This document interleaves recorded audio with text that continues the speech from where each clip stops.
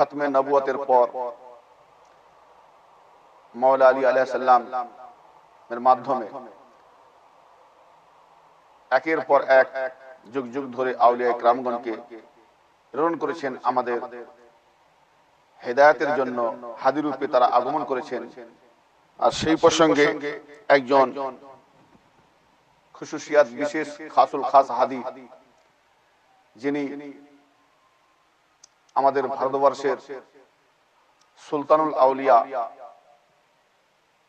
সুলতানুল হিন্দ, আজমিরে খ্বাজা গরিব নওয়াজ মাইনুদ্দিন চিশতি হাসান সঞ্জারি সুম্মা আজমিরি রাদিয়াল্লাহু তাআলা আনহু মাদ্দাজিল্লাহুল আলী অনুসরণে অনুকরণে আমরা যে আজ উরুস মুবারক একের পর এক সারা ওয়ার্ল্ডের মধ্যে পালন করতে চলেছি।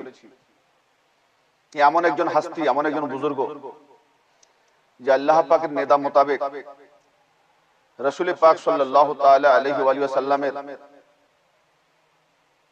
জিয়ারতের মাধ্যমে ওনারই পীর মুর্শিদ হযরত খ্বাজা সৈয়দ শাহ উসমান হারুনি রাদিয়াল্লাহু তাআলা আনহুর আদেশক্রমে হিন্দুস্তানে বিলায়াতের যিনি বিশিষ্ট আল্লাহ রাসূলের বাড়িধারা রহমত, তিনি হলেন খাজা গরিব নওয়াজ মাইনুদ্দিন চিশতি মাদ্দাজিল্লাহুল আলী, আমাদের এই ভারতবর্ষে এসে বেশুমার অগণিত ভাবে নাদান, খাকসার, ভবঘুরে, উদাস, মায়ুস, পথভ্রষ্ট, গুমরাহ, বিভিন্ন ধরনের মূর্খ, জাহেল, একেবারে অকর্মণ্য, কিছুই জানতো না, বুঝতো না দিন কাকে বলে, হিদায়াত কাকে বলে, এমনকি নিজেকে যে মানুষ, সেই মানুষের মনসত্বটাও এমন একটা পর্যায়ে পৌঁছে গেছিল, হারিয়ে গেছিল। তো এই খাজা গরিব নওয়াজের বেলায়েতের পদার্পণ হওয়ার পরে পরেই হিন্দুস্তান আলোকিত হয়ে গেছে। আজকে তারই সিলসিলা মোতাবেক আমরা চিশতিয়া তরিকার মানুষ একের পর এক ওনারই সিলসিলাতে আজকে আমরা পীর মুর্শিদের কদমতলে বিরাজ করে নিজেদেরকে ধন্য এবং ভাগ্যবান, সৌভাগ্যশালী বলে মনে করি। এটা আমাদের গর্ব, কারণ যদি উনি সুলতানুল হিন্দ খাজা গরিব নওয়াজ না আসতেন, তা আমরা হয়তো আজকে পথ হারা, দিশেহারা হয়ে যেতাম, কুল কিনারা পেতাম না। তো এনারই মাধ্যমে আমরা আজকে যে দিনে হুসাইনি, দিনে মুহাম্মাদি, কারবালা, কোরআন ও হাদিসের আলোকে আলোকিত হয়েছি, একমাত্র খাজা গরিব নওয়াজ আমাদের জন্য পাঠিয়েছেন আল্লাহ পাকের এই একজন বিশেষ নিয়ামত রূপকে। তো যাই হোক, এই খাজা গরিব নওয়াজ পৃথিবীতে যখন আগমন করলেন, তখন তারিখ ছিল 537 হিজরি, 14 রজবুল মুরাজ্জাব, এবং পৃথিবী থেকে যখন বিদায় নিলেন তখন তারিখ ছিল 634 হিজরি। তো জায়ের হয়েছেন, পর্দা নিয়েছেন, কিন্তু আল্লাহর ওলিরা যে মরে না, আল্লাহর ওলি যে চিরঞ্জীবী, এটা কোরআন পাকে এবং হাদিস পাকে স্বর্ণাক্ষরে আজও পর্যন্ত মাহফুজ রয়েছে এবং থাকবে। তো এই প্রসঙ্গে আমি আজকে আমাদের সুলতানুল হিন্দ আজমিরে খাজা গরিব নওয়াজ সম্পর্কে দু চার কথা বলার বা কোরআন ও হাদিসের আলোকে আলোকপাত করার পূর্বে আমি ওনার শানে দুই একটা ছন্দ তেলাওয়াত করে শুরু করব। ওনারই একটি বাণীকে দিয়ে আমি প্রথমে শুরু করব, কিন্তু তার আগে আমি দুই একটা ছন্দ উর্দুতে পেশ করব ওনার মানকাবাত, ওনার শান শওকত নিয়ে। সেই জন্য আমি আপনার কাছে তেলাওয়াত করছি এবং আপনারা মনোযোগ সহকারে শ্রবণ করবেন। উনি তার খাজা গরিব নওয়াজ তার নিজের জবানে বলেছেন, জানে মান নিসারাম বিনায়ে হুসাইন, জানে মান নিসারাম বিনায়ে হুসাইন, মানুম গোলামে গোলামানে হুসাইন। খাজা গরিব নওয়াজ বললেন যে আমি আমার জান, মন, তন সবকিছু ইমাম হুসাইনের কদম তলে সমর্পণ করে দিয়েছি, সুপুর্দ করে দিয়েছি। আবার দ্বিতীয় লাইনে বললেন যে আমি তো তারই গোলাম যে হয়েছে হুসাইনের গোলাম। যিনি ইবনে হুসাইন হওয়া সত্ত্বেও, আওলাদে হুসাইন হওয়া সত্ত্বেও, পিতৃর দিক দিয়ে হুসাইনি, মাতৃর দিক দিয়ে হাসানি, আওলাদে রাসূল হওয়া সত্ত্বেও ইমাম হুসাইনের মর্যাদাকে কিভাবে দেখালেন যে হুসাইনের যিনি গোলাম, আমি সেই গোলামের গোলাম। আমি এই প্রসঙ্গে দু একটা প্রসঙ্গ কোরআন ও হাদিসের আলোকে আলোকপাত করার প্রয়াস নেব। তার আগে আমি দু একটা ছন্দ তেলাওয়াত করছি। ও বরজখে খ্বাজা পিয়া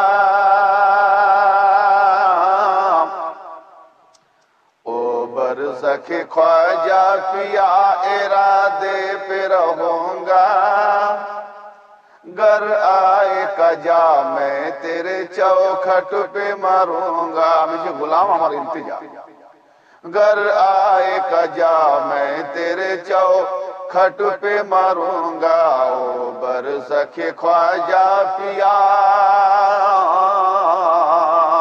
ओ बरसखे ख्वाजा पिया इरादे पे रहूंगा गर आए कजा मैं तेरे चौखट पे मरूंगा गर आए कजा मैं तेरे चौखट पे मरूंगा गर आए कजा मैं तेरे चौखट पे मरूंगा अल्लाह ने किया रुतबा अता तुझको किया है अल्लाह ने किया रुतबा अता तुझको किया है अल्लाह गनी से तुझे ये हुस्न मिला है अल्लाह गनी से तुझे ये हुस्न मिला है गम तूने दिया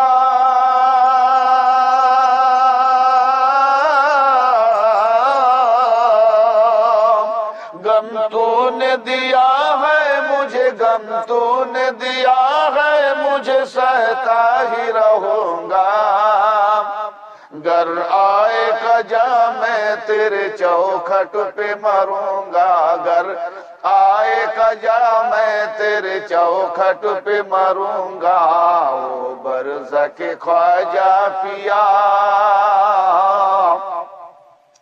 ओ बरसखे ख्वाजा पिया इरादे पे रहूंगा गर आए कजा मैं तेरे चौखट पे मरूंगा गर आए कजा मैं तेरे चौखट पे मरूंगा तू है सखी दाता मैं तेरे दर पे पड़ा हूँ तू है सखी दाता तू है सखी दाता मैं तेरे दर पे पड़ा हूँ फैला के ये दामन तेरे कुर्बत में खड़ा हूँ फैला के ये दामन तेरे कुर्बत में खड़ा हूँ लिल्लाह मुझे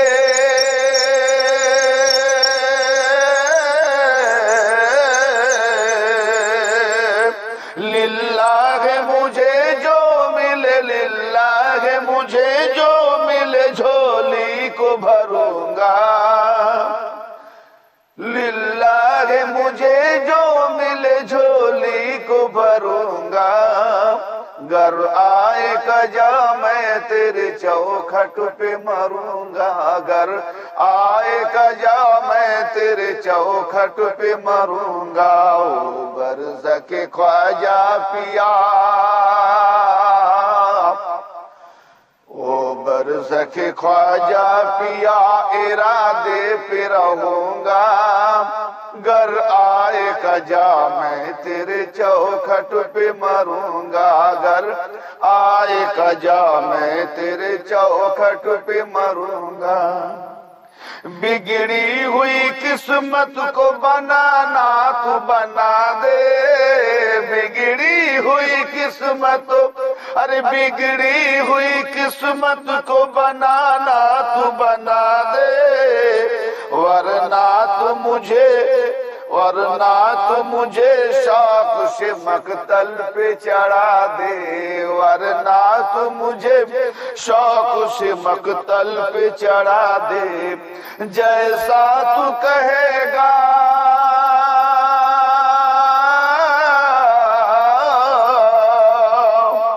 जैसा तू कहेगा मुझे वैसा ही भरूंगा जैसा तू कहेगा मुझे वैसा ही भरूंगा गर आए कजा मैं तेरे चौखट पे मरूंगा गर आए कजा मैं तेरे चौखट पे मरूंगा ओ बरसखे ख्वाजा पिया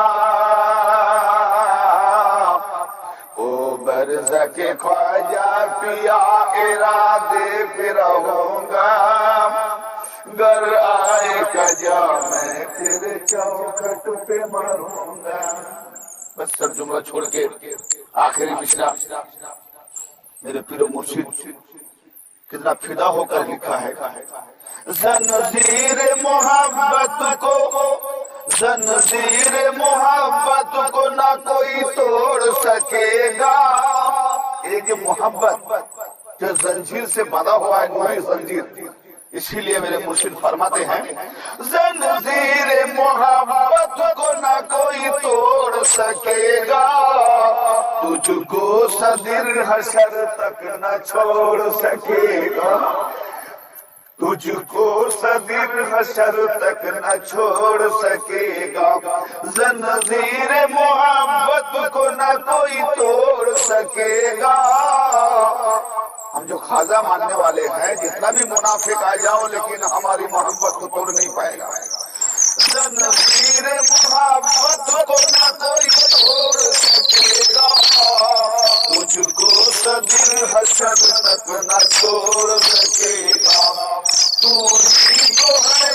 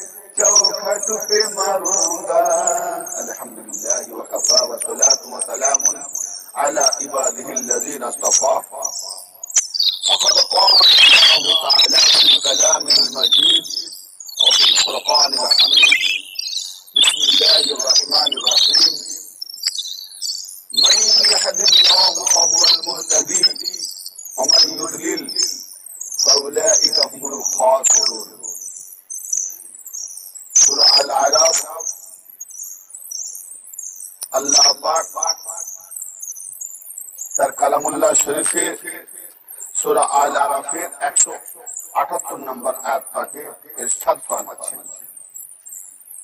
যাকে আল্লাহ হেদায়েত করেন সেই হয় হেদায়েত প্রাপ্ত। মান ইয়াহদিল্লাহু ফাহুয়াল মুহতাদি, আল্লাহ যাকে হেদায়েত করেন সেই হয় হেদায়েত প্রাপ্ত, আর তিনি যাকে গুমরাহ করেন উহারাই হলো ক্ষতিগ্রস্ত। এই আয়াতটির আলোতে বোঝা যাচ্ছে যে একমাত্র হেদায়েতের দায়িত্ব, হেদায়েতের যে জিম্মা কেবলমাত্র আল্লাহর হাতে, আর কারো হাতে না। এই আয়াতকে কেন্দ্র করে আজকে মুখালিফা যারা করছে, যারা বিরোধ করছে আল্লাহর ওলিদের, ঠিক এই আয়াতকে কেন্দ্র করেই বলছে যে আল্লাহ এই যখন হেদায়েত, তো আমরা আর কোন ওলি মুর্শিদ এসব দেখতে যাবো কেন? অতএব আল্লাহ জিম্মা নিচ্ছেন হেদায়েতে। যেমন কোরআন সূরা ওয়াল লাইলের সাপেক্ষে ইন্না আলাইনা লাল হুদা, নিঃসন্দেহে আল্লাহ পাক বলছেন আমার উপরেই হেদায়েতের দায়িত্ব। ইন্না আলাইনা লাল হুদা, কেবলমাত্র হেদায়েত আল্লাহর উপরে। আল্লাহ বলছেন আমাদের উপরেই হেদায়েতের জিম্মাদারি, হেদায়েতের দায়িত্ব। তাহলে এখানে আল্লাহ ছাড়া হেদায়েত করার মালিক আর কেউ নেই।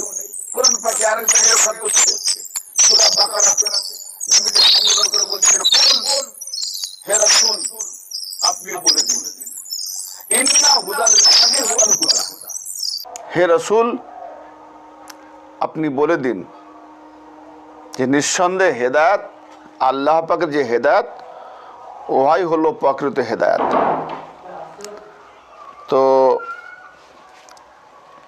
আল্লাহ পাকের যে প্রকৃত হেদায়েত, তাহলে অনেকেই প্রশ্ন করে যে আমরা আজকে ওলি মুর্শিদ, পীর ও মুর্শিদ, গওস কুতুব তেনারাও আল্লাহর ইবাদত করেছেন, আল্লাহর হেদায়েত পেয়েছেন, তো আমরা তাদের ধরবো কেন? আমরা ডাইরেক্ট আল্লাহরই হেদায়েত প্রাপ্ত হব?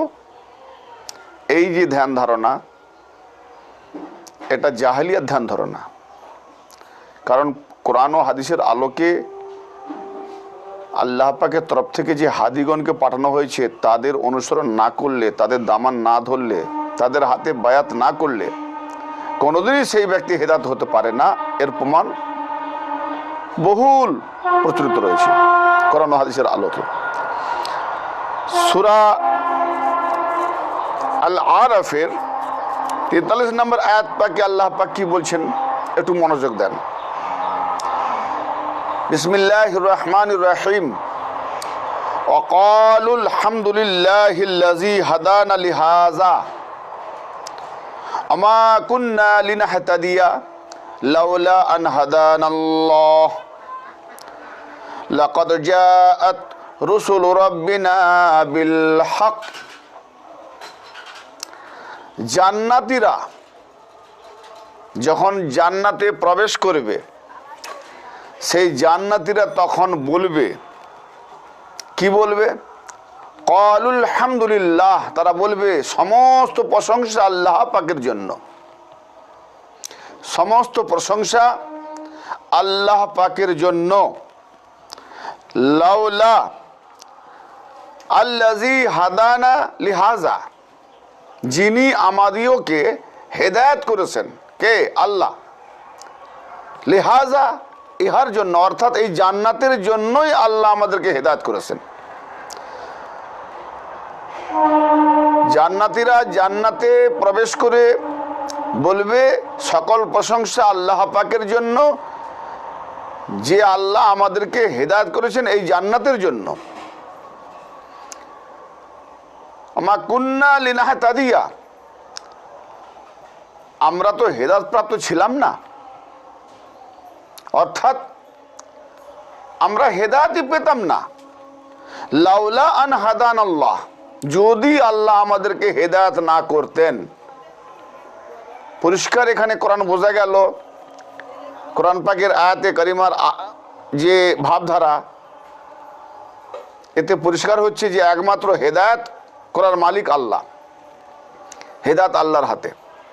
তাই তো জান্নাতীরা বলছে যে আমরা তো হেদায়েত প্রাপ্ত ছিলাম না, আমরা হেদায়েত পেতাম না যদি আল্লাহ আমাদেরকে হেদায়েত না করতেন। এই পর্যন্ত যদি আয়াতটা থেকে যেত তাহলে বিরাট ফাসাদে পড়ে যেতাম। কিন্তু আল্লাহ পাক এরপরে কি বলছেন? সেই জান্নাতীরা বলছে, কোরআন পাকে কি এসছে? লাকাদ জাআত রুসুলুনা, লাকাদ জাআত রুসুলু রাব্বিনা বিল হক। জান্নাতীরা বলছে যে অবশ্যই আমাদের পালনকর্তার পক্ষ হতে, আল্লাহ পাকের পক্ষ হতে একের পর এক মুসলধারে একের পর এক রাসূলগণ এসেছিলেন হকের সাথে। এতে পরিষ্কার বোঝা গেল যে আল্লাহ পাকের যে হেদায়াত, আল্লাহ যে হেদায়াত করেন, তো আল্লাহর হেদায়াত রাসূলের মাধ্যম দিয়ে করেন, মুর্শিদের মাধ্যম দিয়ে করেন, ওলিদের মাধ্যম দিয়ে করেন। তাই তো জান্নাতীরা বলল যে লাকাদ জাআত রুসুলু রাব্বিনা বিল হক, অবশ্যই আমাদের কাছে আমাদের রবের পক্ষ হতে একের পর এক রাসূল এসেছিলেন। সুবহানাল্লাহ, কি কথা! তো রাসূলগণ যদি না আসতেন তাহলে হেদায়েত পেতাম না। তাহলে এখানে পরিষ্কার বোঝা গেল যে রাসূলগণকে আল্লাহ পাক পাঠিয়েছেন আমাদের কাছে। রাসূলগণের কাছে আত্মসমর্পণ করার নামই হলো আল্লাহর হেদায়েত, রাসূলগণের অনুগামী হওয়ার নামই হলো আল্লাহর হেদায়েত। তো রাসূলগণ যখন এসেছেন, খাতমে নবুয়ত আমার নবী মুস্তাফা সাল্লাল্লাহু তাআলা আলাইহি ওয়াসাল্লামের পরে তো আর কোনো নবী নাই। তো আজ থেকে 1450 বছর পূর্বে আমার নবী পর্দা নিয়ে নিয়েছেন। তো 1450 বছর ধরে আমরা হেদায়েত হয়েছি না হয়নি? কেন আমরা রাসূলকে যেহেতু জাহেরাতে পাইনি, বাহ্যিকে পাইনি। রাসূলের দরবারে সাহাবারা গিয়েছিলেন, হেদায়েত হয়েছেন। তা আমরা রাসূলের দরবারে গিয়েছি, সেটা মাজার পাক, রওজা পাক, কিন্তু রাসূলের হাতে না হাত দিয়ে বায়াত করেছি, না সমর্পণ করেছি, না রাসূলের পিছনে নামাজ পড়েছি, না রাসূলের কথা কোনো কথা আমরা নিজের কানে শুনেছি, তাহলে হেদায়েত পাবো কি করে? তাই তো আমার রাসূল বললেন যে আমাকে যদি তোমরা পেতে চাও তা আমার আহলে বায়াতের মধ্যে খোঁজো, তা আমার আহলে বায়াতের মধ্যে তোমরা আমাকে পাবে। ইয়া আলী আনতা মিন্নি ওয়া আনা মিনকা। নবী পাক বললেন, হে আলী তুমি আমার থেকে আমি তোমার থেকে। এখানে পরিষ্কার বোঝা গেল যে আজকে মুসলসল ধারে একাধারে যে আউলিয়ায়ে কেরামগণ এসেছেন পৃথিবীতে, হযরত আলী আলাইহিস সালামের পক্ষ থেকেই এসেছেন। হযরত আলী হচ্ছেন সুলতানুল আউলিয়া। তো সুলতানুল আউলিয়া সমুদ্র থেকে বিভিন্ন নদ নদী একাধারে এসেছেন। তারই মধ্যে সেই মাওলা আলীর সাগর হতে এক মহানদী সুলতান হিন্দ আজমিরে খাজা গরিব নওয়াজ আমাদের সামনে এলেন, আর তিনি এসে আমাদেরকে হেদায়েত দিয়েছেন। তাহলে আল্লাহর ওলিগণ যে আমাদেরকে হেদায়েত দিয়েছেন তার প্রমাণ কোরআন পাকে আমি আবার ইরশাদ করছি, সূরা আল কাহফের মধ্যে আসছে, যেখানে আল্লাহ সূরা আল আরাফে বলছে যে কেবলমাত্র আল্লাহ যাকে হেদায়েত করে সেই হয় হেদায়েতপ্রাপ্ত, আর আল্লাহ যাকে হেদায়েত করে না সে হয় গুমরা। তাহলে গুমরা কি কারণে হয় আর হেদায়েত কি কারণে হয়, সূরা আল কাহফে তার পরিষ্কার বয়ান করছে। সূরা আল কাহফে আল্লাহ ঘোষণা করলেন, সূরা আল কাহফের আয়াত নাম্বার 17 শেষের দিকে আল্লাহ পাক বলছেন, মাই ইয়াহদিল্লাহু ফাহুয়াল মুহতাদি। এখানেও আল্লাহ বলছেন মাই ইয়াহদিল্লাহু ফাহুয়াল মুহতাদি, আল্লাহ যাকে হেদায়েত করেন সেই হয় হেদায়েতপ্রাপ্ত। ওমাই ইউদলিল ফালান তাজিদা লাহু ওয়ালিয়াম মুরশিদা, আর আল্লাহ যাকে গোমরাহ করে সে কোনো ওলি ও মুর্শিদ পায় না। তাহলে আল্লাহ হেদায়েত পাওয়ার অর্থই হলো কোনো অলি বা মুর্শিদের মাধ্যমে। যার কোনো অলি নাই, কোনো মুর্শিদ নাই, সে আল্লাহর হেদায়েত পায় না। আর যার অলি মুর্শিদ আছে, যে অলি মুর্শিদের কাছে নিজেকে সমর্পণ করেছে, সে আল্লাহ পাকের হেদায়েত পেয়েছে। তাহলে আল্লাহর হেদায়েত অলির হাতে, আল্লাহর হেদায়েত মুর্শিদের হাতে, আল্লাহর হেদায়েত নবীর হাতে। তাই তো সূরা আল ফাতহ 10 নম্বর আয়াত পাকে আল্লাহ পরিষ্কার ঘোষণা করে দিলেন, ইন্নাল্লাযীনা ইউবাইয়ুনাকা ইন্নামা ইউবাইয়ুনাল্লাহ ইয়াদুল্লাহি ফাওকা আইদিহিম। তোমার হাতে যারা, তোমার কাছে যারা বাইয়াত করছে তারা আল্লাহ, মূলত তারা আল্লাহ পাকের কাছেই বাইয়াত করছে। এখানে ইন্নামা যে কলমায় হাসর লাগানো হয়েছে, অর্থাৎ গায়েরকে বের করে দেওয়া আর আপনকে তার হিসারের মধ্যে নেওয়া। তা আল্লাহর জাত আর সেফাতের মধ্যে যারা থাকে তাদের জন্য হেসার লাগানো হয়েছে ইন্নামা। ইন্নাল্লাযীনা ইউবাইয়ুনাকা,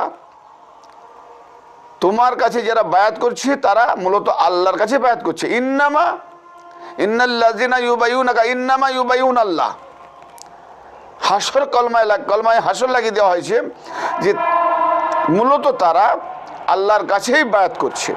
তাহলে এখানে কোনো নবী, কোনো অলি, কোনো মুর্শিদের হাতে নিজেকে বিক্রি করতে গেলে, শপথ গ্রহণ করতে গেলে, অঙ্গীকার করতে হলে সেখানে আল্লাহ পাকের সাথেই অঙ্গীকার হলো, আল্লাহ পাকের কাছেই বায়াত করা হলো।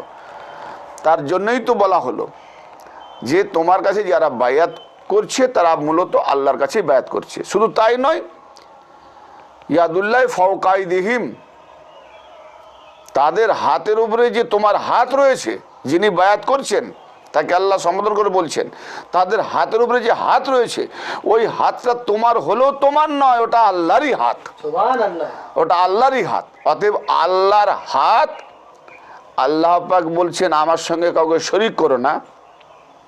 তো ভাই এখানে পরিষ্কার আমরা তো শরীক করলাম না। যদি এই ধরনের মনে করে যে আল্লাহর সঙ্গে কাউকে শরীক করলে শিরক হয়, তাহলে শিরক মানেটা কি, শিরক কাকে বলে? এ মোল্লারা বুঝতে পারেনি। শিরক মানে হচ্ছে আল্লাহ যাকে নিজের জাত সিফাত দিয়ে বানিয়েছেন তাদের ব্যতীত, তাদের ব্যতিরেকে, তাদেরকে বাদ দিয়ে যারা নিজেরা বানায়, এই নিজেরা বানিয়ে নিজেরা কানুন বানায়, নিজেরা ফতোয়া দেয়, নিজেরা মনে করা ইচ্ছা মতো চলে, এরাই হলো মুশরিক। কেন? এরা অলিকে ত্যাগ করেছে, আল্লাহর বানানোকে আউট করেছে, আল্লাহর বানানো ব্যতিরেকে নিজেরাই মনে করা ফতোয়া দেয়, দিন চালায়, এরাই হলো মুশরিক। আল্লাহর বানানো, আল্লাহ যাদেরকে বানিয়েছেন, আল্লাহ যাদেরকে হাদি করেছেন, আল্লাহ যাদেরকে হেদায়েত করার জন্য যুগে যুগে পাঠিয়েছেন, তাদের হাতে হাত রেখে বায়াত করা, নিজেকে অঙ্গীকার করা, শপথ গ্রহণ করা কেবলমাত্র আল্লাহর কাছেই বাইয়াত করা, শপথ গ্রহণ করা। আল্লাহ হেদায়াত অলির হাতে রয়েছে, আল্লাহ পাকের হেদায়াত মুর্শিদের হাতে রয়েছে, আল্লাহর পাকের হেদায়াত নবীগণের হাতে রয়েছে। এছাড়া যারা ডাইরেক্টলি আল্লাহর কাছে হেদায়াত পেতে চায়, যারা ডাইরেক্ট সরাসরি আল্লাহর ইবাদত করতে চায়, তারা এই আয়াত পাকের আলোতে পরিষ্কার প্রমাণ হলো যে তারা মুশরিক। কারণ আল্লাহর বানানোকে ছেড়ে তারা নিজেরা নিজের খেয়াল খুশি মোতাবেক বানাতে চেয়েছে। আজকে আমরা কাউকে বানিয়ে দিলাম, এই তুমি আমাদের ইমাম, অতএব আল্লাহ তো বানায় না, মানুষ বানালো, জমহুর বানালো, আমরা নিজেরা বানালাম। এটার নামই হলো শিরক। শেষ সম্পর্কে মোল্লাদের আদৌ জ্ঞান নেই। এর সম্পর্কে কোরআনে খোলাসা আয়াতে ভরা আছে, নিশানি ভরা আছে। কিন্তু সব থেকে বড় কথা হচ্ছে ওলিদের শান কি, ওলিদের শান বলে কাকে। সহিহ ইবনে হিব্বান হাদিস নাম্বার 573, সোয়াবুল ইমাম ইমাম বাইহাকি হাদিস নাম্বার 8997 ও মুসনাদ আবু ইয়ালাতেও রয়েছে মশহুর এক হাদিস। আন আবি হুরায়রা রাদিয়াল্লাহু তাআলা আনহু قال قال رسول الله صلى الله تعالى عليه وآله وسلم إن من عباد الله عبادا ليسوا بأنبياء। হযরতে আবু হুরায়রা রাদিয়াল্লাহু তাআলা আনহু হতে বর্ণিত, তিনি বলেন যে রাসূল আকরাম সাল্লাল্লাহু তাআলা আলাইহি ওয়া আলিহি ওয়াসাল্লাম ইরশাদ করেন যে নিঃসন্দেহে আল্লাহ পাকের বান্দাদের মধ্যে এমন কিছু খাস বান্দা আছে যারা কোনো নবীও নয়, আম্বিয়া নয়, ইয়াগবিতুহুমুল আম্বিয়া ওয়া শুহাদাও, কিন্তু তাদেরকে ঈর্ষা করবে আম্বিয়া ও শুহাদা ইকরামগণ। বড় সাংঘাতিক ব্যাপার। তাদেরকে হিংসা করবে, ঈর্ষা করবে। তারা আল্লাহ পাকের বান্দাদের মধ্যে এমন কিছু খাস বান্দা আছে, নবী পাক বলছেন তারা নবী নয়, আম্বিয়াও নয়, নবীও নয়, কিন্তু আম্বিয়া ইকরাম ও শুহাদা ইকরামগণ তাদেরকে ঈর্ষা করবে কিয়ামতের দিনে। ঈর্ষা মানে কি? হিংসা। তো এটা কোন হিংসা? আমরা হিংসা বলতে এখানে অন্য হিংসা ভাবলে হবে না, যে একবারে মুখালিফাত, বিরোধিতা, বাগাবাদ না। এই হিংসা করবে যে আমরা আম্বিয়া কেরাম হওয়া সত্ত্বেও আল্লাহ আমাদেরকে নবী মনোনীত করেছেন। আবার শুহাদা কেরামগণ বলবে দিনের জন্য আমরা জান দিয়ে দিয়েছি, শহীদ হয়েছি, জানমাল সব লুটি দিয়েছি, তো এত বড় মর্যাদা আমরা পেয়েছি আল্লাহ পাকের তরফ থেকে। তারপরেও আম্বিয়া কেরাম ও শুহাদা কেরামগণ তাদেরকে ঈর্ষা করবে। ঈর্ষা কি না? আমরা নবী, আম্বিয়া, পয়গম্বর হওয়া সত্ত্বেও এবং দিনের জন্য যারা শহীদ হয়ে গেছেন শুহাদা ইকরাম হওয়া সত্ত্বেও এনারা না নবী না শহীদ, এনাদের মর্যাদা এত বেশি কেন? এনাদের শান শওকত এত উন্নত মর্যাদায় আসেন কেন? যেমন লেখাপড়াতে আমরা ভাই বোনেরা নিজেরা ঈর্ষা করে যে আমি রাত ভোর জেগে পড়লাম, আমি পেলাম 80% নাম্বার, আর আমার ভাইটাকে দেখি যত রাত জাগে না, মোটামুটি নর্মাল ভাবে পড়াশোনা করে, সে 100-এ 99 পেয়ে গেল। এটা কি? খুশির সঙ্গে একটা ঈর্ষা থাকে, খুশির সঙ্গে একটা ঈর্ষা থাকে। এই ধারণাটা হচ্ছে ঈর্ষা। আমরা প্রত্যেকেই চাই যে প্রত্যেক বাবারই একটা মনের মধ্যে এই থাকে যে আমি যতটা আল্লাহ পাকের রহমতে তার শান শওকত, তার দেওয়া আমানত নিয়ে যতটা উন্নতশীল হয়েছি, তো আমার ছেলে, আমার খোকা, আমার পোলা, সন্তান সন্ততিরা আমার থেকে আরো উন্নত হোক। তো দেখা যাবে যে বাবা জীবনে যা খেটে করেছে মেহনত করে, তার থেকে ছেলে কম মেহনতে বুদ্ধি পরিচালনা করে, বিবেক পরিচালনা করে আরো উন্নত মানের হয়েছে। তো ছেলে উপরে খুশি হবে আর মনের মধ্যে ঈর্ষা হবে যে আমি এত করলাম, পারলাম না, কিন্তু আমার ছেলে কাজটা করে দেখালো। তো এইগুলোকে বলা হয় ঈর্ষা। এই জন্য নবী বলছেন যে আম্বিয়ায়ে কেরাম ও শুহাদায়ে কেরামগণ ঈর্ষা করবে। সাহাবাগণ আরজ করলেন, কিলা মান হুম লাআল্লানা তুহিব্বুহুম, ইয়া রাসূলুল্লাহ ওই ব্যক্তিগণ কারা, তাদেরকে যেন আমরাও মহব্বত করি। ওই ব্যক্তিগণ কারা, আমরাও যেন তাদেরকে মহব্বত করি। উত্তরে মহানবী কি বলছেন, ক্বালা হুম কওমুন তাহাব্বু, ক্বালা হুম কওমুন তাহাব্বু বিরূহিল্লাহি মিন গায়রি আরহামিন ওয়ালা ইনতিসাব। উত্তরে মহানবী ইরশাদ করলেন, ওই কওম সম্প্রদায় এমনই এক সম্প্রদায় যারা একে অপরকে আল্লাহর রুহানিয়াতের উপরে মহব্বত করবে। সুবহানাল্লাহ। কোন রূহ? যখন আল্লাহ পাক বলেছিলেন নাফাকতু ফীহি মির রূহি ফাকাউ লাহু সাজিদিন, ও ফেরেশতারা, আদমকে পূর্ণাঙ্গ যখন বানানো হবে আর আমার তরফ থেকে আমার রূহ হতে ফুঁক দেওয়া হবে, তখনই তোমরা সেজদায় যেও। তাহলে সেজদা করানো হয়েছে রূহকে। ওটা কার রূহ? আউয়ালু মা খালাকাল্লাহু রূহি। নবী পাক বলছেন আউয়ালু মা খালাকাল্লাহু নূরি। এক হাদিসে আসছে সর্বপ্রথম আল্লাহ পাক যা বানিয়েছিলেন তা হলো আমার নূর, সর্বপ্রথম আল্লাহ যাহা বানিয়েছিলেন তা হলো আমার রূহ। তা এখানে আল্লাহ নূরের দিকে হেদায়েত করা হয়, আল্লাহ রূহের দিকে হেদায়েত, নূরের দিকে হেদায়েত করা হয় আম মুমিন মুসলমান। আর রুহানিয়াত খাসুল খাস যেখানে তাজিম থেকে যায়, তাজিমি সাজদা, কদম চুম্বন, বা আল্লাহ তাদেরকে নিশানি করেছেন, আল্লাহর নিশানি শায়রিল্লাহ, তাদেরকে তাজিম করতে হয়। এখানে কি বলা হচ্ছে যে বিরূহিল্লাহি মিন গায়রি আরহামিন ওয়ালা ইনতিসাব। তারা এমনই এক সম্প্রদায় যারা একে অপরকে মহব্বত করে আল্লাহর রূহের উপরে, আল্লাহর রূহের সাথে, অর্থাৎ আল্লাহর রূহ যাদেরকে দান করা হয়েছে সেই রূহের এমনই একটা রিশতা যারা তা একে অপরকে মহব্বত করে। তা এরা কারা? না, এরা হলো আল্লাহর ওলি, এরা হলো আল্লাহর হস্তি, এরা হলো আল্লাহর জাত সিফাতের মূলাধার।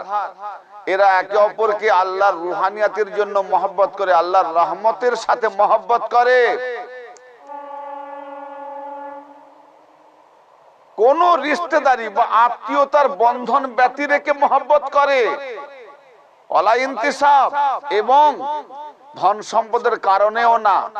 তাহলে তারা যে একে অপরকে মহব্বত করে আল্লাহর রুহানিয়াতের সাথে মহব্বত করে, আল্লাহর রহমতের সাথে মহব্বত করে, কোনো আত্মীয়তার কারণে মহব্বত করে না। যেমন বাবা ছেলেকে আত্মীয়তার কারণে মহব্বত করে, বিবি স্বামীকে আত্মীয়তার কারণে মহব্বত করে, এই মহব্বত নয়। এটা হচ্ছে আল্লাহর রুহানিয়াতের মহব্বত, এটা হচ্ছে আল্লাহর রহমতের মহব্বত। যে সে যেই হোক না কেন, কোন গ্রামে কোন দেশে কে, তা নয়।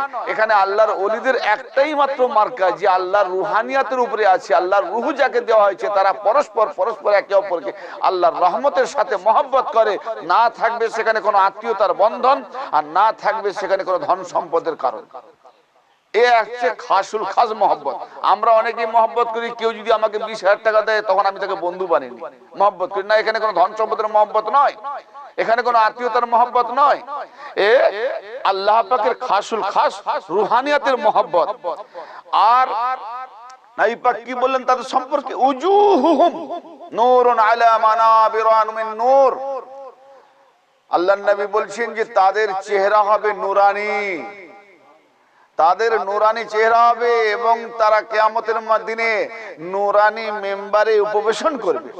বলুন, তারা নবীও নয়, গস নয়, কুতুব নয়, তারা নবীও নয়, তারা আম্বিয়া নয়, তারা রাসূল নন, তারা শহীদও নন, অথচ আল্লাহর ওলি হিসাবে, আল্লাহর জাত সিফাতে, আল্লাহর ওলির মর্যাদা এসে তারা এমন এক মর্যাদা পেয়েছে যে তাদের চেহারা হবে নুরানি, আর তাদের নুরানি মেম্বারে উপবেশন করবে। তো এ দেখে তো ঈর্ষা হবেই যে আমরা নবী হয়ে যে মর্যাদা পেয়েছি, এরা তো দেখছি সেই মর্যাদা, অথচ নবী নন, অথচ শহীদ নন। আল্লাহর নবী তাদের আরো সিফাত বয়ান করলেন, ওয়ালা ইয়াখাফুনা ইযা খাফান নাস। তারা ভয়ে ভীতিবিহ্বল হবে না। কিয়ামতের দিনে তারা ভয় করবে না। আরে মোল্লারা তো বলে যে নবীরাও নাকি নাফসি নাফসি করবে, অনেক জায়গায় শুনেছেন নবীরাও নাকি নাফসি নাফসি করবে, কামবাক মালুনদের কথা শোনা। আর এরা নবীও নয়, শহীদও নয়। আল্লাহ নবী কি বলছেন যে তাদের মধ্যে ভয় ভীতি থাকবে না যখন সমস্ত মানুষ কিয়ামতের দিনে ভয়ে ভীতি বিহ্বল হয়ে পড়বে, আমার কি হবে, আমার কি হবে। কিন্তু এ এমন এক হাস্তি, এমন এক সম্প্রদায় যে এরা ভয় পাবে না, কোনো ভয় নাই, লা খাউফ নাই, কোনো ভয়, লা খাউফ ওয়ালা ইয়াহজানুনা ইযা হাজিনান নাস, এবং তারা মর্মপীড়িত হবে না, চিন্তাশীল হবে না, চিন্তাযুক্ত হবে না, তারা দুঃখ কষ্ট পাবে না যখন সমস্ত মানুষ কিয়ামতের দিনে দুঃখ কষ্টে জর্জরিত লিপ্ত হয়ে পড়বে। সুম্মা করা, অতঃপর মহানবী ইরশাদ করলেন কি, আলা, যা সূরা কোথায় আছে, সূরা ইউসুফ ৬২ নম্বর আয়াত, যাহা সূরা ইউনুস, সূরা ইউনুসের ৬২ নম্বর আয়াত পাকে আল্লাহ পাক যে আয়াত নাযিল করেছেন কোরআনে মাহফুজ আছে, এ নবী পাকের বাণী হলো যে সেই বুজুর্গ হাস্তি আউলিয়াদের শান বয়ান করতে করতে এই আয়াত পাক তেলাওয়াত করলেন কি না, সুম্মা করা, অতঃপর তিনি তেলাওয়াত করলেন, পাঠ করছেন কি, আলা ইন্না আউলিয়া আল্লাহ লা খাউফুন আলাইহিম ওয়া লাহুম ইয়াহজানুন, খবরদার, হুঁশিয়ার, সাবধান। কাদের সম্পর্কে সাবধান করা হচ্ছে? আউলিয়াদের সম্পর্কে বলতে গিয়ে, ভাবতে গিয়ে, কিছু রচনা করতে গিয়ে আল্লাহ পাক সাবধান করছেন যে খবরদার, ওলিদের সম্পর্কে কোন রকম হীনমন্যতা, কোন ধ্যান ধারণা খারাপ মনের মধ্যে এনো না। যেমন ট্রান্সফরমার নিচে একটা সাইনবোর্ড লাগানো থাকে, ডেঞ্জার, হুঁশিয়ার, সাবধান, খাতরা, কেন না এর উপরে যেও না, ফুটুস হয়ে যাবে, কেন, হাই ভোল্টেজ। তো আউলিয়ারা কতটা হাই ভোল্টেজ, আল্লাহর জাত সিফাতের মধ্যে যারা বিরাজ করে তাদের সম্পর্কে আল্লাহ বলতে গিয়ে আগে বলছে সাবধান, আলা, সাবধান, হুঁশিয়ার, ইন্না আউলিয়া আল্লাহ লা খাউফুন, নিঃসন্দেহে আউলিয়া আল্লাহর, যারা আল্লাহর আউলিয়া, যারা আল্লাহর ওলি, কোনো তাদের ভয় নাই, সুবহানাল্লাহ, তাদের কোনো ভয় নাই। ইন্না আউলিয়া আল্লাহ লা খাউফুন আলাইহিম, তাদের উপরে কোনো ভয় নাই, কোনো দুঃখ কষ্ট নাই, কোনো ভয় নাই, ওয়া লাহুম ইয়াহজানুন, এবং তারা দুঃখ কষ্ট জর্জরিত হবে না, চিন্তাযুক্ত হবে না। তো আমার ভাইজান, বললে অনেক কথা আসবে আউলিয়াদের শান, তো তার মধ্যে আমরা এমন এক মহান হাস্তি বুজুর্গ আউলিয়া পেয়েছি যে যারা নুরানি চেহারাওয়ালা, নুরানি মেম্বার উপোষণ করবেন, এবং আল্লাহ নবী বলেন যার সঙ্গে যাদের মহব্বত ভালোবাসা পৃথিবীতে, তার সঙ্গে তার হাসর হবে। তো আমরা সুলতানুল হিন্দ আজমির খাজা গরিব নওয়াজের মহব্বত করি, তার সিলসিলাতে আমরা গোলামি করি। এই গোলামির মূল্য কতটাই মোল্লারা কি জানে? আরে আউলিয়াদের গোলামি করা যে কত বড় ইবাদত, কত বড় মুকাম, কত বড় আলিশান মর্যাদা, এ মৌলভী সাহেব জানতো তাহলে তো আজকে আর এত ফিতনা ফাসাদ হতো না, এই ৭২ ফিরকা হয়ে জাহান্নামায় যেতে হতো না। হ্যাঁ, তাই তো খাজা গরিব নওয়াজ পৃথিবীতে, এই হিন্দুস্তানে এসে ওয়াল পৃথিবীকে দিয়েছেন, কি দিয়েছেন, সাস হুসাইন, বাস সাস হুসাইন, এর ভেতরে পুরো কায়নাত খাজা গরিব নওয়াজ দেখিয়ে দিয়েছেন যে জগতের সম্রাট হোসেন, জগতের বাদশাহ হোসেন, দিন আস হোসেন, দিন হলো হোসাইন। यानी খাজা গরিব নওয়াজ হিন্দুস্তানে কি দিন দিয়ে গেলেন? আল্লাহ রাসূলের তরফ থেকে হোসেন কি দিয়ে গেলেন যে হোসেনি লাইন ধরে নাও, হোসেনি সিলসিলা ধরে নাও, হোসেনি সিলসিলাতে গোলামি করো। কেন না হোসেন দিন, দিনে মুহাম্মাদীকে চাকনাচুর করার জন্য, মিটিয়ে দেওয়ার জন্য এজিদ পলিদরা উঠে পড়ে লেগেছিল। কিন্তু ইমাম হুসেন আলাইহিস সালাম তার আবাল বিদ্যা বনিতার সঙ্গে সাথে নিয়ে শহীদ করেছেন, ঘর বার জানমাল সব লুটে দিয়েছে, দ্বীনকে কায়েম করে দিয়ে গেছেন। তাই খাজা গরিব নওয়াজ বলছেন, বলেন আওয়াজে, দ্বীন আস্ত হোসাইন, দ্বীন পানাস্ত হোসাইন। শুধু দ্বীন হোসেন নয়, দ্বীনকে বাঁচানে वाला হোসেন, দ্বীনকে আশ্রয় দেনে वाला হোসেন। যদি দ্বীন এতিম হয়ে যায়, যেমন আমার নবী এতিম হয়েছিলেন, হযরত আবু তালেব আলাইহিস সালাম পানা দিয়েছিলেন, তো দ্বীন এতিম হয়ে গেছে। হযরত ইমাম হোসেন নিজের জানমাল সব বিলীন করে দিয়ে দ্বীনকে পানা দিয়েছেন। শরদাদ ও নাদাদ দস্ত দর দস্তে জিদ, আরে সর দিয়ে দিলেন, মাথা দিয়ে দিলেন, কিন্তু এজিদের হাতে হাত দিলেন না। আখেরি জুমলা শুনুন, হক্কা কে বিনায়ে লা ইলাহা হোসাইন, লা ইলাহার হক বুনিয়াদ হলো হোসেন। তো লা ইলাহা মানে তো মালিক নাই, কোনো খোদা নাই, কোনো আল্লাহ নাই, ইল্লাল্লাহ কিন্তু আল্লাহ আছে। তো আল্লাহ আছে, আজকে যে আল্লাহ আছে, ইল্লাল্লাহ আছে, ইল্লাল্লাহ জিকির চলছে, ইল্লাল্লাহর কানুন চলছে, শরীয়ত চলছে, একমাত্র হোসেনের বদলতে। কেন না, লা ইলাহার বুনিয়াদ হোসেন কায়েম করেছেন। জোরে বলি সুবহানাল্লাহ। হায় হায় হায় হায়। তাই খাজা গরিব নওয়াজ তার একটা আমল বুঝি দিয়েছেন, যে আজকে আমি হিন্দুস্তানের ওলি হই, সুলতানুল হিন্দ হই, ওলিদের মাশায়েখ হই, খাজাগান হই, যাই হই না কেন, কি কারণ হয়েছে তিনি লিখেছেন তার কিতাবে মাকতুবাতে খাজা, জানে মান নিসারাম বিনায়ে হুসাইন, মানম গোলামে গোলামানে হুসাইন। খাজা গরিব নওয়াজ বলছেন, আমি হুসাইনের কদম তলে, হুসাইনের বুনিয়াদে, হুসাইনের পদতলে জান মাল সব সমর্পণ করে দিয়েছি, তন জান সব সমর্পণ করে দিয়েছি, আমার জানও দিয়েছি, আমার তনও দিয়েছি, আমার সবকিছু দিয়ে দিয়েছি। মানম গোলামে গোলামানে হুসাইন, কিন্তু আমি তো তারই গোলাম যে হয়েছে হুসাইনের গোলাম, আমি তার গোলাম যে হয়েছে হোসেনের গোলাম।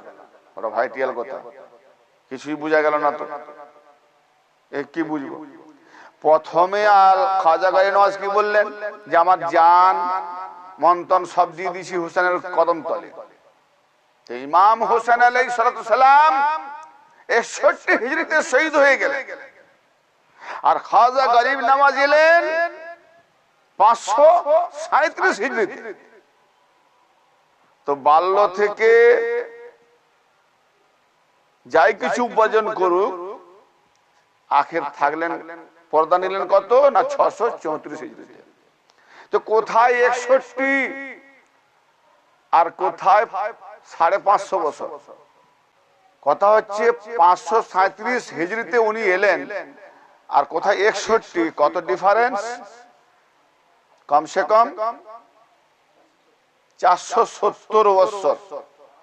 তো 470 বছর পরে ইমাম হোসেনের 470 বছর পরে খাজা গরিব নওয়াজ, আর বলছেন কি উনি, এ তো মোল্লারা সঙ্গে বলবে বলে তো পাগল।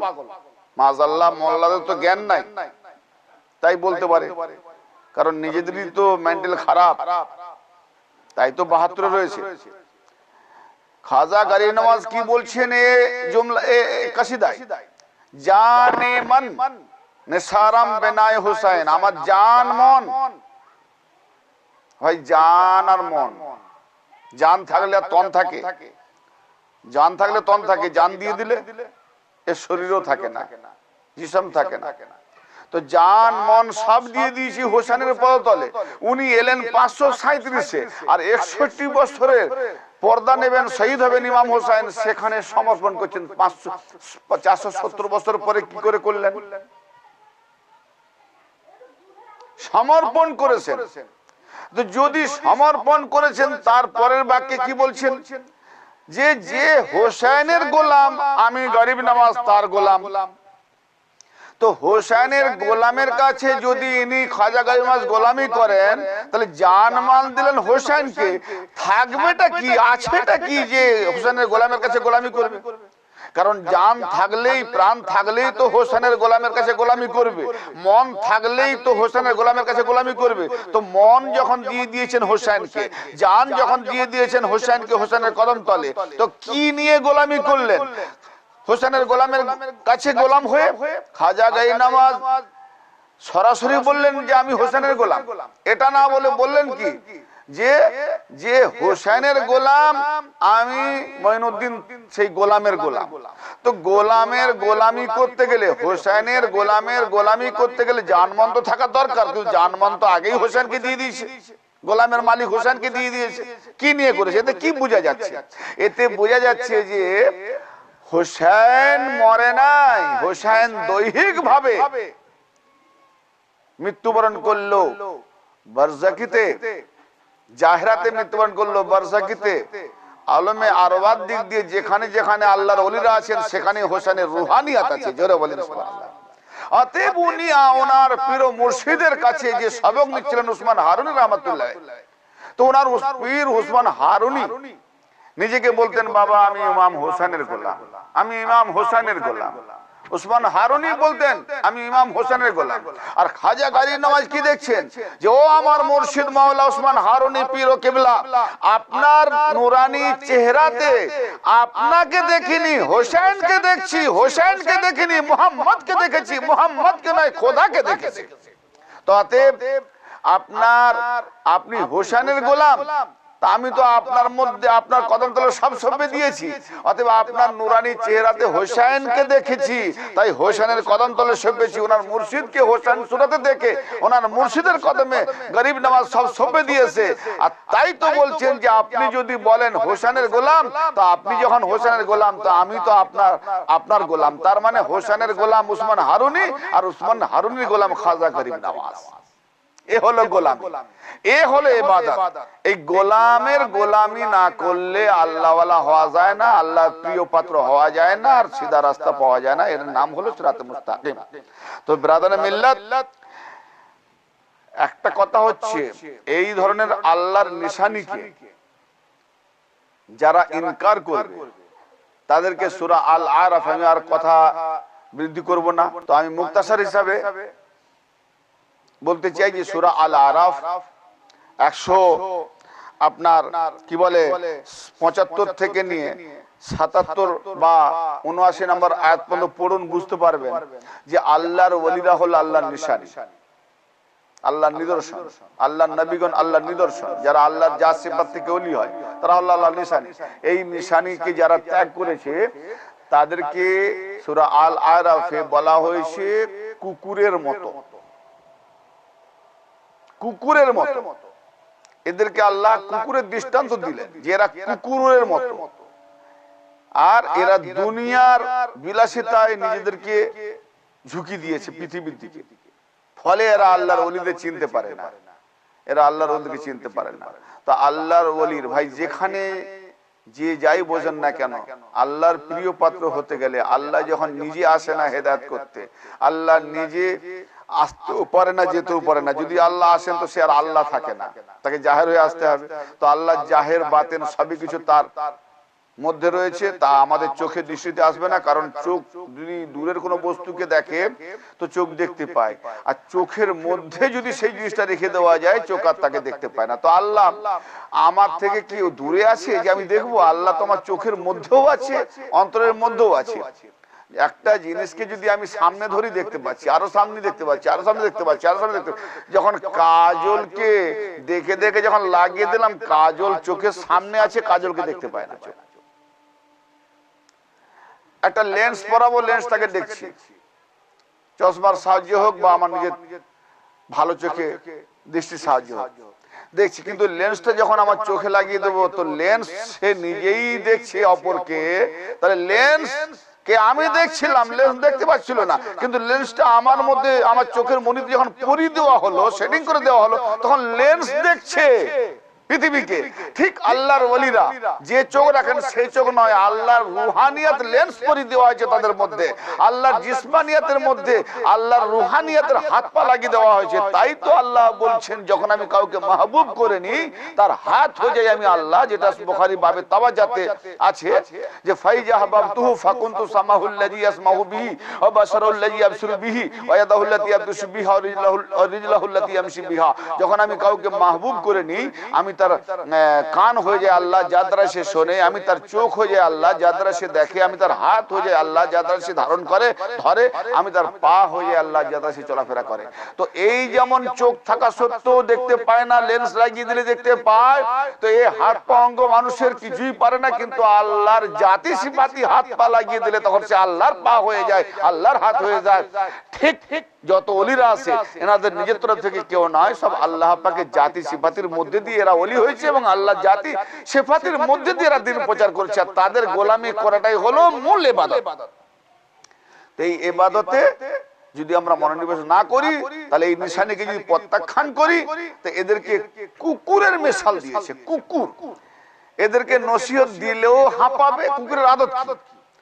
কুকুরের আদত দেখবেন বোঝা চাপালো ফ্যা ফ্যা ফ্যা জিভ বের করে হাঁপাবে, নারে ঘেউ ঘেউ করবে, আবার ছেড়ে দিলে ওই একই করতুত, যে খাসলত হাঁপাবে। তো এই ধরনের দোপয়া মানুষ কিছু আছে যারা নবী ওলি আল্লাহর জাতে সিফাতে যারা বিরাজ করে, তাদেরকে ইনকার করার নামই হলো এরা দোপয়া, হলো কুকুরের সমতুল্য, কুকুরের মতো আল্লাহ পাক ঘোষণা করে দিয়েছেন। আয়াত তেলাওয়াত করতে পারলাম না, আমি আবার বাংলাতে কিছু খাজা বাবার শানে একটা মনকাবাত পড়ে আপনাদের কাছে খতম করব।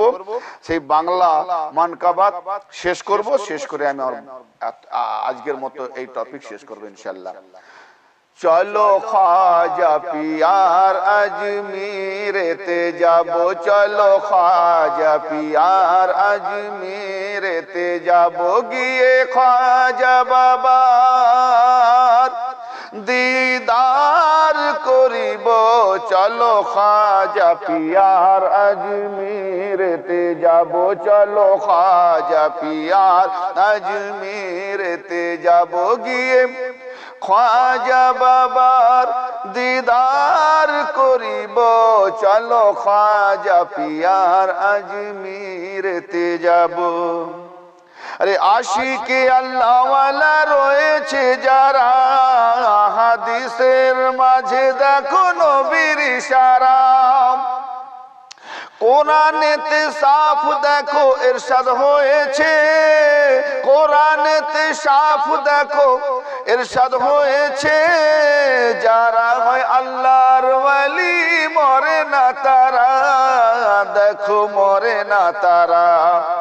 জিয়ারতের বাহানায়, জিয়ারতের উদ্দেশ্যে ফরিয়াদ করিব, গিয়ে খাজা বাবার দিদার করিব, চলো খাজা পিয়ার আজমিরেতে যাব, চলো খাজা পিয়ার আজমিরেতে যাব, চলো খাজা পিয়ার দরবারেতে যাব। খাজা পিয়ার দরবারে গিয়ে, খাজা পিয়ার দরবারে গিয়ে দেখো না, এক মনে খাজাজিকে ডেকে দেখো না। খাজা পিয়ার দরবারেতে গিয়ে দেখো না, এক মনে খাজাজিকে ডেকে দেখো না। আল্লাহ ওয়ালা হয় দয়ালু বড়ই আপন, আল্লাহ ওয়ালা হয় দয়ালু বড়ই আপন, খাজাজির দামান তুমি ধরে দেখো না, ওগো দামান ধরে দেখো না। খাজা পিয়ার দামানেতে, খাজা পিয়ার দামানেতে মুস্তাফাকে চিনিব, গিয়ে খাজা বাবার দিদার করিব, চলো খাজা পিয়ার আজমিরেতে যাব, চলো খাজা পিয়ার আজ দরবারেতে যাব। খোঁজ খবর ওলিগণ সব রাখে যে খোদার, তারা তো সব জিন্দা আছে জগত মাঝার। খোঁজ খবর ওলিগণ সব রাখে যে খোদার, তারা তো সব জিন্দা আছে বরজখী মাজার। আল্লাহ এমন কথা বলে কোরআনে, আর ওলিদের হাতে হাতে রয়েছে আমার, হাতে রয়েছে আমার, চলো বায়াত করিয়া, চলো বায়াত হইয়া খোদার হাত ধরিব, গিয়ে খাজা বাবার দিদার করিব। চলো খাজা বাবার দরবারেতে যাব, চলো খাজা বাবার দরবারেতে যাব। তাই বলি খাজা গরিব নওয়াজ আমার ইলতিজা, তুমি যে হিন্দের ওয়ালি ওগো মোর খাজা, তুমি যে হিন্দের ওয়ালি ওগো মোর খাজা, শরীয়ত হकीकत তরিকা তোমারে ফাতের রাজা। তুমি যে হিন্দের ওয়ালি ওগো মোর খাজা, শরীয়ত তরিকত হकीकत মারিফতের রাজা। মুনাফিক বেদিন যারা মানে না তোমায়, মুনাফিক বেদিন যারা মানে না তোমায়, তারা কি বুঝবে তোমার হোসেনি মজেজা, ওগো হোসেনি মজেজা। হোসেনি রঙের সাগরেতে পাপ ধুইব, হোসেনি রঙের সাগরেতে পাপ ধুইব, গিয়ে খাজা বাবার দিদার করিব। চলো খাজা পিয়ার দরবারেতে যাব। দাতা গণের দাতা তুমি হিন্দেরি সরদার, কোন মুখে বলি খাজা মহিমা তোমার। দাতা গণের দাতা তুমি হিন্দেরি সরদার, কোন মুখে বলি খাজা মহিমা তোমার। জালালে এসে খাজা দিনেরি বাতি, জালালে এসে খাজা দিনেরি বাতি, হিন্দুস্তান উজালা হলো, ছিল অন্ধকার, আগে ছিল অন্ধকার। মনের বেদনা আজ, মনের বেদনা আজ তোমাকে জানাবো, গিয়ে খাজা বাবার দিদার করিব। চলো খাজা পিয়ার দরবারেতে যাব, চলো খাজা পিয়ার দরবারেতে যাব। আখেরি বিশ্রাম। খালি ঝুলি নিয়ে গিয়ে চাহে যারা দান, সকলের ঝুলি ভরে দাও খাজা মহান। খালি ঝুলি নিয়ে গিয়ে চাহে যারা দান, সকলের ঝুলি ভরে ওগো দাও খাজা মহান। যে যাহা নিয়ত করে তুমি পুরা করে দাও, যে যাহা নিয়ত করে পুরা করে দাও। এ গোলাম চায় শুধু হোসেনি ঈমান, ওগো হোসেনি ঈমান। হোসেনি সিলসিলাতে, হোসেনি সিলসিলাতে মুস্তফাকে পাইব, গিয়ে খাজা বাবার দিদার করিব। চলো খাজা পিয়ার দরবারেতে যাব, চলো খাজা পিয়ার দরবারেতে যাব, চলো খাজা পিয়ার দরবারেতে যাব।